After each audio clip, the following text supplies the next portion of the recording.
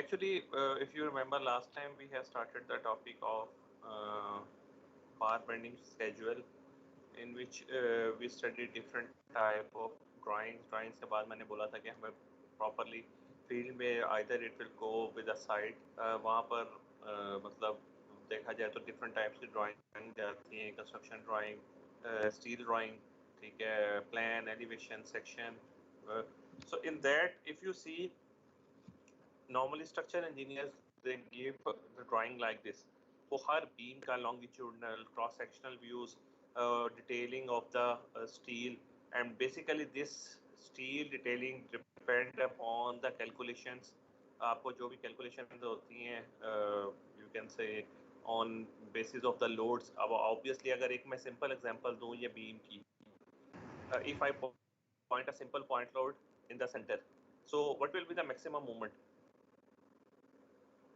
Point load की movement कैसे calculate करते हैं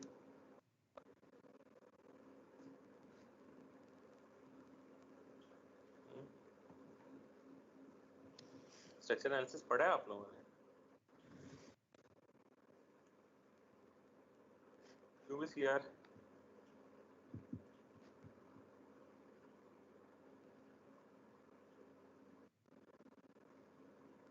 आवाज आ रही थी यार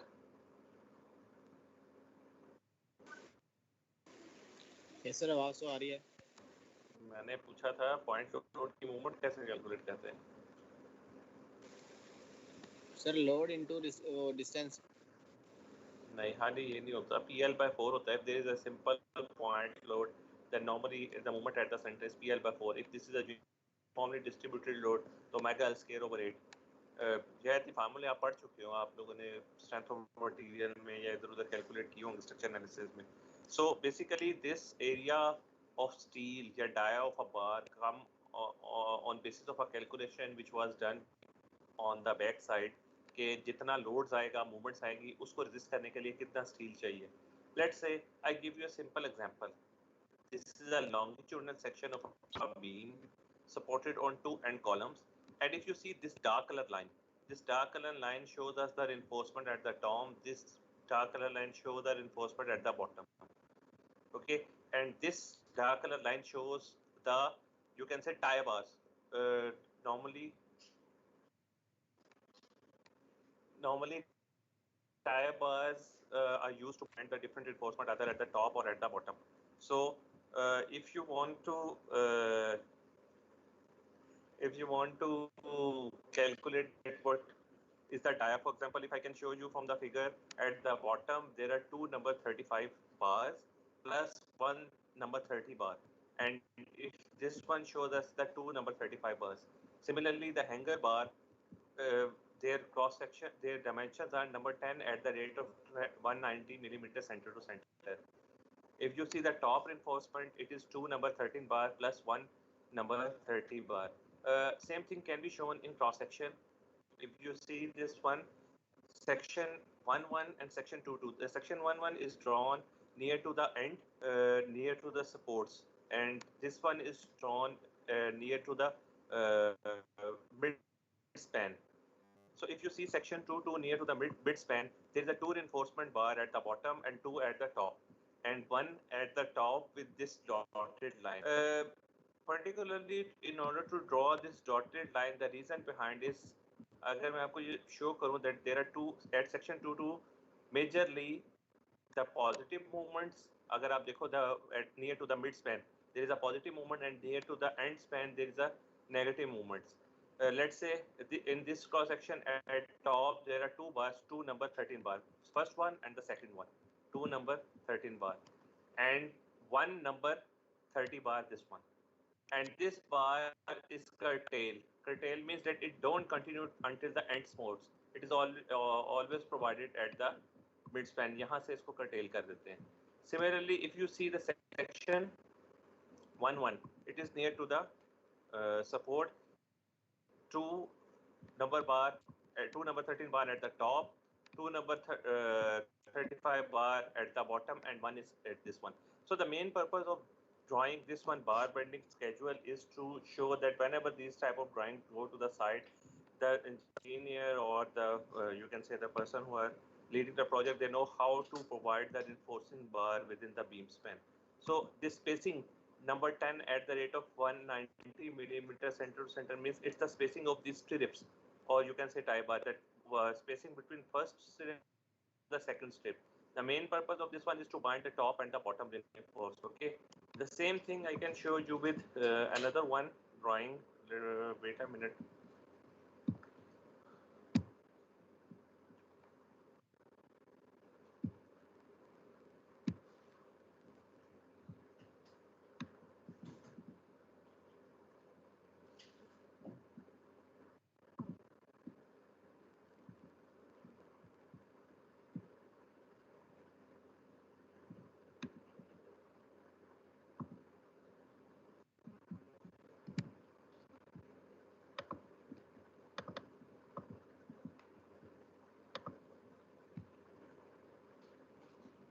In this particular slides, we have shown the slab design that normally you will study all this thing in your another course, that is plain and reinforced concrete 1 PRC1.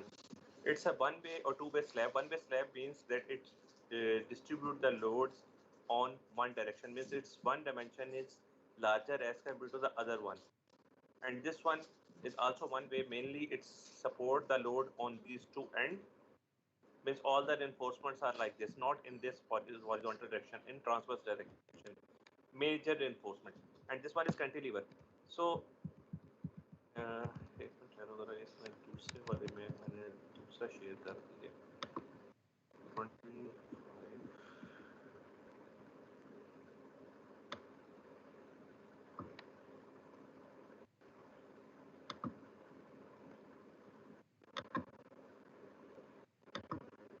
Let's say this one.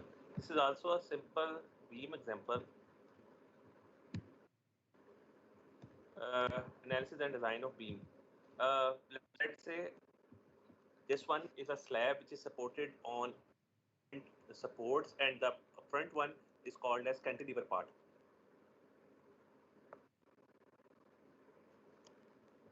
ये सारा का सारा walls पे supported है, and this one is cantilever part. इसको cross section में अगर मैं show करूँ, this one.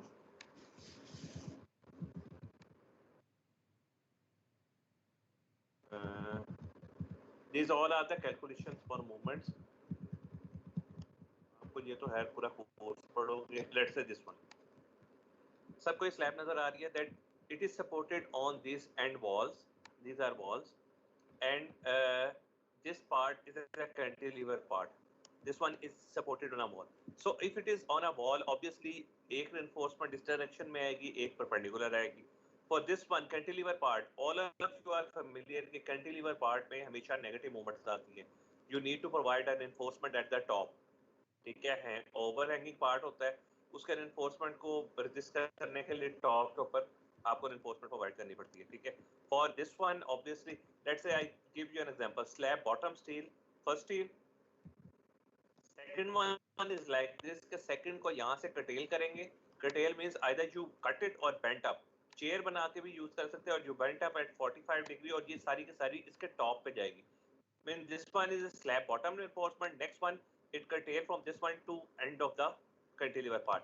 Third one, ये इसको शो ऐसे करेंगे, number 13 at the rate of, हमेशा अगर इस डायरेक्शन में स्टील है उसको शो परपेंडिकुलर करेंगे, अगर इस डायरेक्शन में स्टील है उसको शो ऐसे करेंगे, उससे परपेंडिकुलर एरोज लगा के. ठीक है. Number 13 at the rate of 380 centre to centre. ये एडिशनल स्टील आ गया नेगेटिव. अगर ये स्टील ऐसे प्रोवाइड किया, इसको शो ये कर दिया, number 10 at the rate of 3 centre to centre. Next, अगर आपने इस डायरेक्शन में स्टील प्रोवाइड किया ये वाला, तो उसको शो हमेशा इस डायरेक्शन में करेंगे, number 10 at the rate of 2280 millimetre centre to centre. So let's say अगर ये 1 मीटर का स्पैन था तो 1.5 मीटर पीछे जाएंगे. मतलब जितना ओवरहैंगिंग पार्ट है उससे some time we give it to double, some time 1.5 time, ताकि वो उस मूवमेंट्स को रेजिस्ट कर सके. This is a two way slab. वो वन वे है, टू वे का कैलकुलेशन डिफरेंट. ठीक है.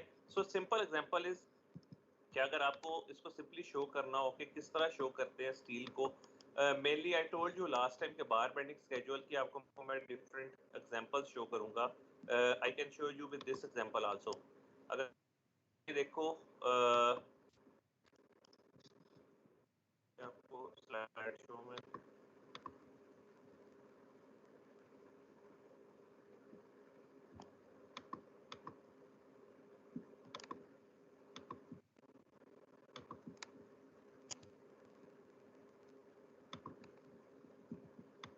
if I show you a simple beam example, beam में क्या है, there are two number 10 bars. Number 10, अच्छा एक तो आपको शायद मिलीमीटर का भी आइडिया होगा. नंबर मींस नंबर 8 बार कितना होता है? ऑब्वियसली एक बार का जो 1 इंच है उसको हम 8 डिवीजन में डिवाइड करते हैं, सो वो नंबर 8 होगा 1 इंच का. Number 10 means it's 1 point means you can say number 4 बार होता है हाफ इंच का, ठीक है. 1.25 इंच होगा नंबर 10 बार. सो अगर आपको देखें तो इस पे क्या 2 number 10 bar at the top and we use 2 number 15 bar at the bottom and plus 1 number 20 bar. और ये क्या शो की कि ये 2 number 15 साइड पे, और नॉर्मली यहाँ पर पॉजिटिव मूवमेंट्स आएंगे सेंटर पे, यहाँ नेगेटिव आएंगे. So there is major requirement of steel at the bottom near the centre, और एडिशनल स्टील जो डालेंगे वो एंड के ऊपर होगा क्योंकि वो एंड के ऊपर नेगेटिव मूवमेंट्स आएंगी. सो लेट्स से 2 number 10 bar first bar and second bar, two number 15 bar at the bottom, 2 number 10 bar at the top. This is a hanger bar number 10 at the rate of 1 inch centimeter. इसकी 180 एक ring की दूसरे ring से spacing है. And also additional steel at the bottom to resist the positive movement, that is 1 number 28 bar. This is a simple beam cross section. आपको इस तरह के cross section ड्राइंग साइट्स पे अवेलेबल होगी. बार बेंडिंग शेड्यूल शायद आपने थोड़ा बहुत लैब में भी पढ़ा हो, सर ने थोड़ा गाइड किया हो. Is there any confusion? अगर मैं आपको इसकी और भी एग्जांपल देना चाहूँ, मैं इसमें दे सकता हूँ, मैं आपसे शेयर भी कर लूँगा. किसी ने अगर किसी को कंफ्यूजन है इनको पढ़ने में, या अगर ड्राइंग्स में लैब में अगर किया भी है, कोई मसला है, तो वो बात मेरे से शेयर कर सकते हैं. बार बेंडिंग शेड्यूल पहले पढ़ा है या देखा है?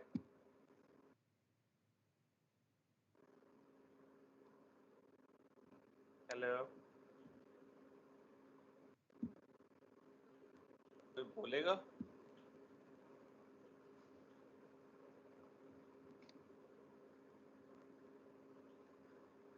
क्लियर आवाज आ रही है? यस सर, आ रही है आवाज. मुझे ये बताओ, बार बेंडिंग शेड्यूल की कुछ थोड़ी समझ आई है कि नहीं आई? यस सर, सर ने ड्राइंग. आवाज कट रही है, क्या कह रहे हो?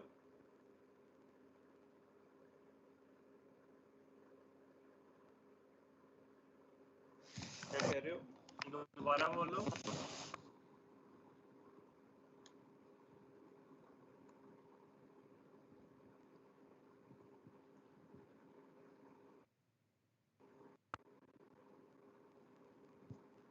You there?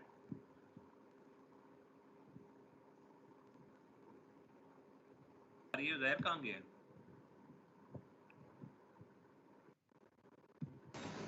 सर आप तो आ रही है लेकिन कोई रिमूव कर रहा है, इस वजह से वो फिर रिस्पांस नहीं दे रहा है. अच्छा, मैं पूछ रहा था उसका बार बेंडिंग शेड्यूल का कि अगर आपने इसमें से पहले पढ़ा है तो इसमें कुछ चीज़ ऐसी प्रॉब्लम या कुछ चीज़ समझने वाली है तो वो मेरे से क्वेश्चन पूछ लो. Remaining I will discuss about paper. मैं आपसे ये एग्जांपल शेयर कर लूँगा, जो वर्ड की फाइल भी है, एक दो लेक्चर है पीआरसी के जिसमें ये सारा का सारा डिटेल है कि कैसे बीम्स को, स्लैब को, कॉलम को कैसे शो करते हैं इन ड्राइंग. सो अगर कोई क्वेश्चन है इसमें बार बेंडिंग शेड्यूल में, you may ask. Sir bar bending schedule बनाते कैसे हैं, मतलब कि उसकी जो डिटेल्स वगैरह हैं? यार ये आपसे अभी मैंने यही शेयर किया है ना कि नॉर्मली होता क्या, बैक एंड पे पहले कैलकुलेशंस करते हैं जितना लोड आएगा, ठीक है. उस लोड के रिस्पेक्ट से हम स्टील कैलकुलेट करते हैं, कितना एरिया ऑफ स्टील आएगा. उस स्टील के कॉरेस्पॉन्डिंग मार्केट में जो डाया अवेलेबल है, से मार्केट में अवेलेबल है number 2, number 3, number 4, number 6, number 8 बार. नंबर 7 भी अवेलेबल है लेकिन बहुत रेयरली यूज होता है. नंबर 5 भी रेयरली यूज होता है अवेलेबल है, ठीक है. नंबर 10 अवेलेबल है, 14 अवेलेबल है. सो हमारा जितना एरिया ऑफ स्टील आएगा उसके रिस्पेक्ट से, लेट्स से अगर मेरा एरिया ऑफ स्टील आया है 2000 mm स्क्वायर, तो मुझे जो मार्केट में स्टील डाया के रिस्पेक्ट से अवेलेबल है उसका एरिया कैलकुलेट करेंगे. जितनी नंबर ऑफ बार चाहिए होगी बॉटम पे, वो बॉटम पे प्रोवाइड कर देंगे. जितनी नंबर ऑफ बार टॉप पे चाहिए होगी टॉप पे प्रोवाइड कर देंगे along with the hanger bars, ठीक है. सो मेनली ये स्केड्यूल बना के इसलिए देते हैं कि वहाँ साइड पे आपकी पूरी कैलकुलेशन नहीं जाती कि जी इतनी लंबी इतनी चौड़ी स्लैब है और उस स्लैब के अंदर इतना स्टील है और स्टील का इतना डाया है, वो सारा कुछ नहीं जाता। सिर्फ वहाँ पर साइड्स पे जाते हैं कि जी बीम के अंदर टॉप पे इतनी रिफोर्समेंट है, बॉटम पे इतनी रिफोर्समेंट है, हैंगर बास की ये स्पेसिंग है, स्लैब में टॉप पे इतनी है, बॉटम पे इतनी है, एक्स्ट्रा स्टील नेगेटिव है कि नहीं है, बॉटम पे नहीं है, वो सारा का सारा ड्राइंग्स के थ्रू जाता है। इट और लाइक इसके इस तरह नहीं जाता कि वहाँ पर पूरी की पूरी कैलकुलेशन तो शीट्स हैं, ठीक है। तो इसका पर्पस यही होता है बार बैटिंग स्केड्यूल का कि आपका वो टोटल शो कर सके उसको।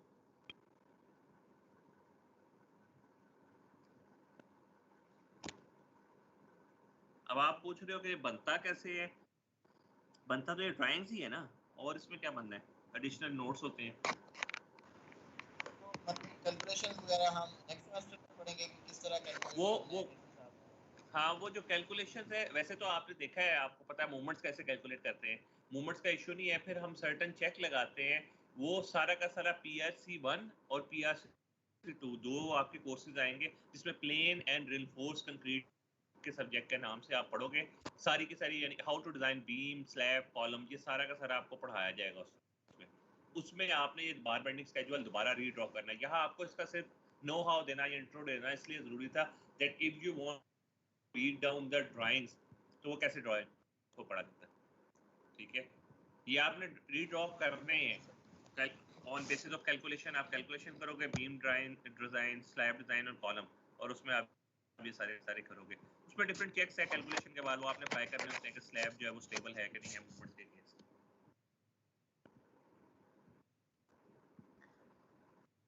और अगर और पूरे कोर्स में किसी का कोई क्वेश्चन है so you are welcome, you may ask. Remaining मैं आपसे पेपर के मुतालिक शेयर कर लेता हूँ, डिटेल्स आप लोगों को मिली गई होंगी, ठीक है। As far as your exam is concerned, it will be a 3-hour comprehensive exam, ठीक है, of 70 marks.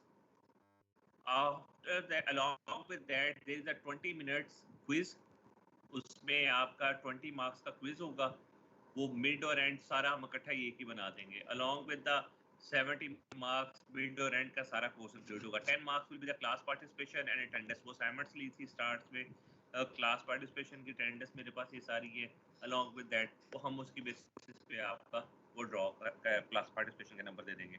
So it means your paper will be almost 3 hour 20 minutes, और तमाम का तमाम कोर्स इंक्लूडेड होगा, theory along with if there is 1 or 2 numerical, सारा का सारा उसमें इंक्लूडेड होगा।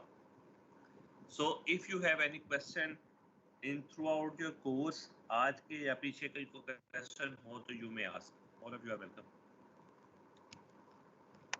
में किसी को चीज कंफ्यूजन है, प्रॉब्लम है तो पूछ सकता है।